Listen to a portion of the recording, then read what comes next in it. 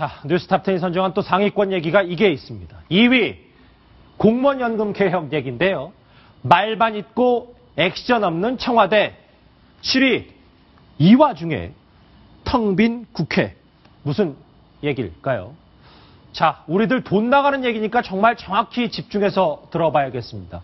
공무원연금과 개혁과 관련해서 뒷짐만 지고 있던 청와대가 오늘 오전에 오랜만에 목소리를 냈습니다. 청와대 김성호 홍보수석이 한마디 했는데 먼저 직접 들어보시죠. 최근 정치권에서 아무런 사회적 공론화 과정이나 국민연금 가입자 대표들의 논의조차 없이 소득 대체율을 50%로 올리고 이를 달성하기 위해 보험료를 올리자는 논의가 있습니다. 소득 대체율 50% 인상할 경우 세금 폭탄은 무려 1,702조 원이나 됩니다. 네, 하태현 차장. 네. 오늘 있었던 세금 폭탄이라는 단어는 귀에 쏙 들어오는데 그런데 그래서 청와대가 저런 지적과 함께 대안은 내놨습니까?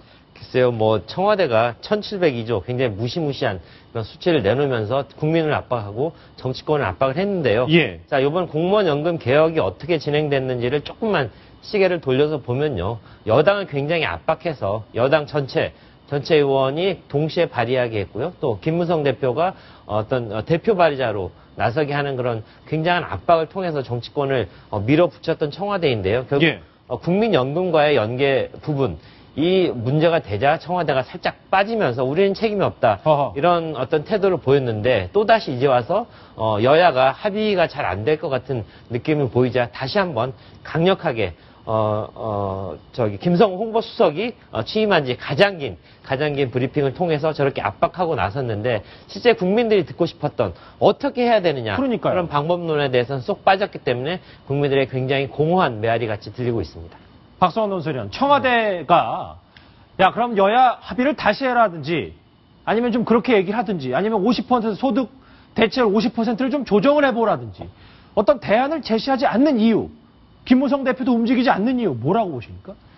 우선 그 청와대에도 딜레마가 있습니다. 그 여야가 합의가 됐는데 이게 좀 잘못됐죠. 쉽게 해서 공무원연금 개혁은 하나만한 맹탕 개혁을 만들었고 거기다 말하자면 국민이 지금 요구하지도 않은 그 국민연금을 말하자면 40%에서 50%로 더 올려주겠다. 그렇죠. 근데 그 재원은 얘기 안 하고 결국 국민이 보험료를 더 내야 되는 이 상황에 대해서 눈 감은 개악을 해버린 이 합의에 대해서 청와대가 사실 아무것도 하지 않은 건 아닙니다. 그 국민연금에 대해서 연계시킨 것은 국민의 동의 없이 이루어진 것이다. 예. 사실상 받아들일 수 없다라는, 그래서 국민의 동의를 거쳐서 이루어져야 될 것이다라는 입장은 이미 내놨어요. 이런 상황에서 그 합의를 다시 하라. 이런 부분을 명시적으로 하게 되면 자칫하면 청와대가 이래라 저래라 모든 걸 지시한다라는 그 빌미를 줄 수 있습니다. 실제로 오늘 오후에 새정치연합에서 어떤 성명을 브리핑을 했냐면 뭐라 그랬습니까? 김영록 수석 대변인이 국회에 지침 내리며 월권하는 청와대 이런 제목으로 비판했어요.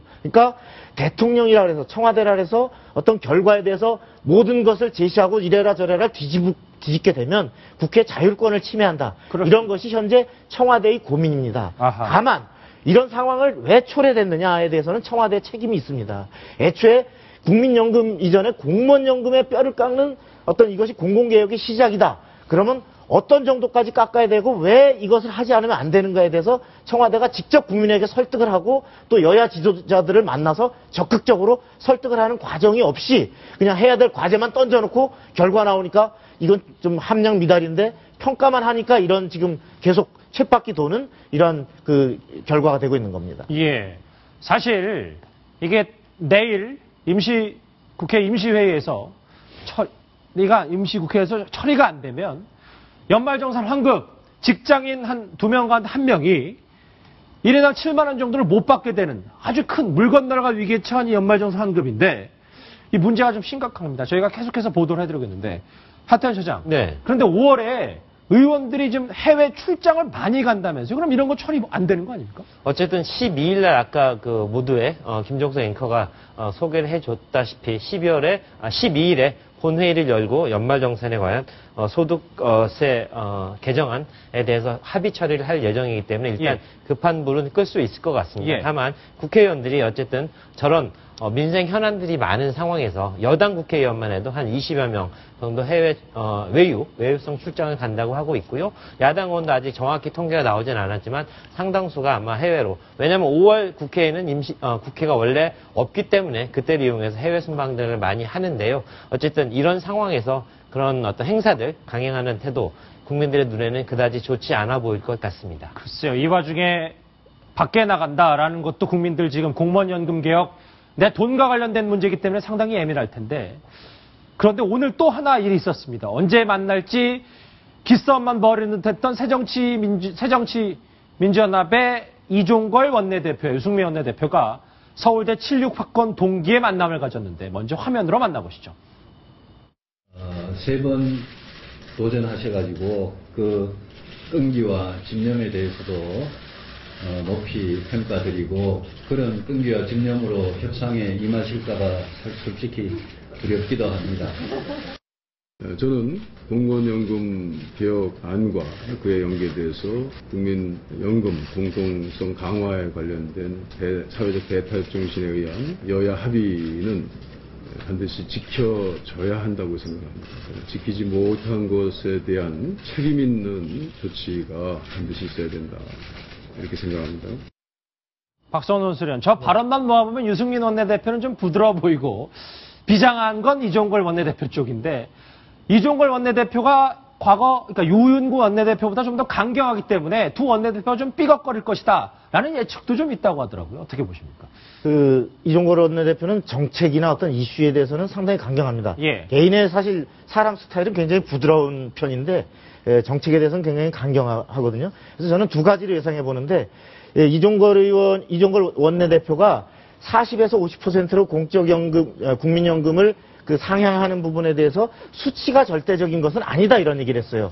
저는 여기서 하나의 희망을 걸 수 있다고 보는 것이, 지금 40에서 50% 올리는 것을 명문화해가지고 말하자면 부담은 어찌되든지 무조건 관철하겠다라는 데서 신축성을 발휘한다면 저는 여야 간의 타협이 조만간 이번 국회에서 될 수 있다고 봅니다. 공무원연금 좀 미흡하지만 오케이, 어렵게 합의된 거 하고, 국민연금은 장기적 과제로 가자라는 선에서 그냥 그 방향성만 못 박아놓는, 이렇게 될 수도 있는데, 만일에 그렇지 않고 야당 내부의 강경론이 득세를 해서 이 부분을 반드시 관철시켜야 되겠다고 하면 이 합의는 결국 깨지는 것이고, 애초 미흡했던 공무원연금마저도 원점에서 다시 논의를 해야 되는 이런 상황이 될 겁니다. 알겠습니다. 자, 복잡다단한 공무원연금을 둘러싼 정치권 이슈 풀어봤습니다.